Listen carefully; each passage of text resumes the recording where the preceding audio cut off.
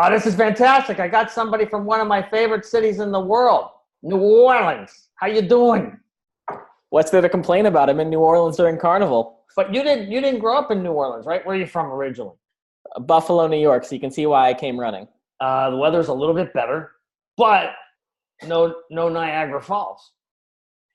Yeah, and that would hurt 19-year-old me who wanted to sneak to Canada to get a beer. But now that I'm 27, I'm doing all right. Now that you're all grown up, you don't need to do the barrel over the thing, right? No, I still have a fake ID just so I can make myself feel younger. But that's good. That's good. You got one for the lower. That's what's wrong with you guys. You're all doing younger fake IDs, not older ones. It's funny. That's hysterical. Exactly. Actually, I get a fake ID in my wallet that says I'm 18. So when I go to a bar, I challenge the bouncer to look at it. There you go. That's perfect. So now New Orleans has some of the best food on the planet. Absolutely, it does. What's your favorite food? So whenever I have a visitor come in from out of town and I have to show them like that New Orleans dish, I usually take them to K. Paul's over on Chart Street.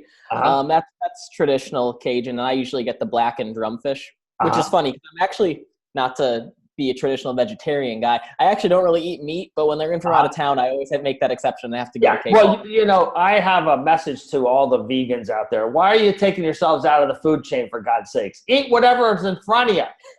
You can't be taking yourselves out of the food chain, for God's sakes. Jiminy. If I see a salmon, I just go in there and a salmon. If I see a cheese board, I'm not so, I'm okay. It's maybe a cheese board's fine. But you know what my favorite, I don't know if I say it right, a muffaletta sandwich. Is that how you say it? Those are delicious. Those are muffalettas. Yeah, absolutely. That's like from heaven.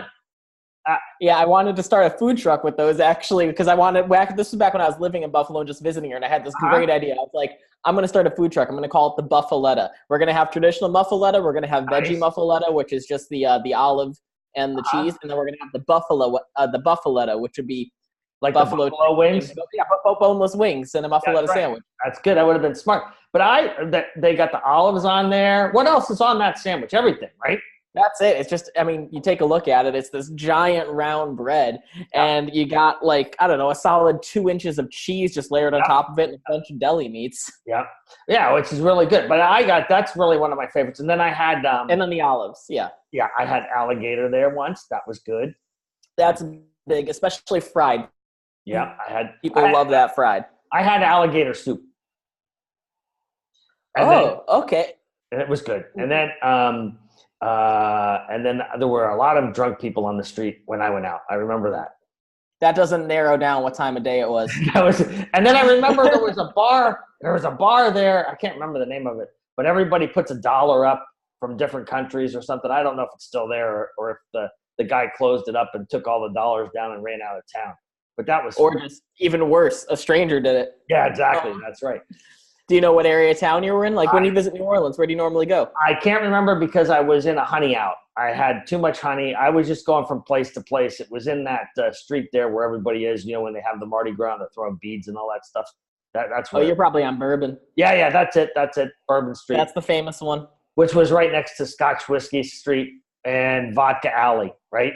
So you pulled a real Winnie the Pooh there and just went on a bender with your honey. We just had so much honey, and fortunately we didn't get arrested. But it's okay. Everything is good.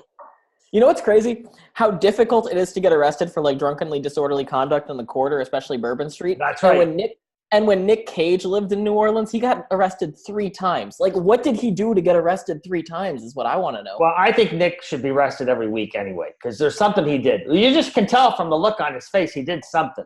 He was living in I was gonna say he was living in a famous haunted house too. He didn't know it was haunted. He spent $3 million on his house here and he didn't know it was haunted. I mean, if I spend $3 on something, I want to know if it's haunted. He spent $3 million. Again, not the brightest bulb in the bunch.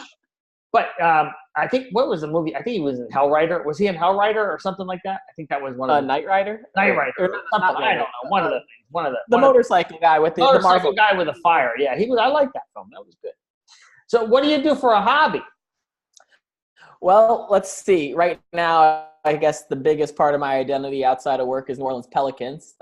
Pretty pumped because they just beat the Lakers in their last home game. And the arena was pretty full of Laker fans who thought they were going to come in and get an easy win. And by the end of it, they were all crying into their honey. I'm sorry. We're getting a bad connection here. I'm a Lakers fan. So anyway, go ahead. That's okay with your little Pelicanness. That's fine. It's okay.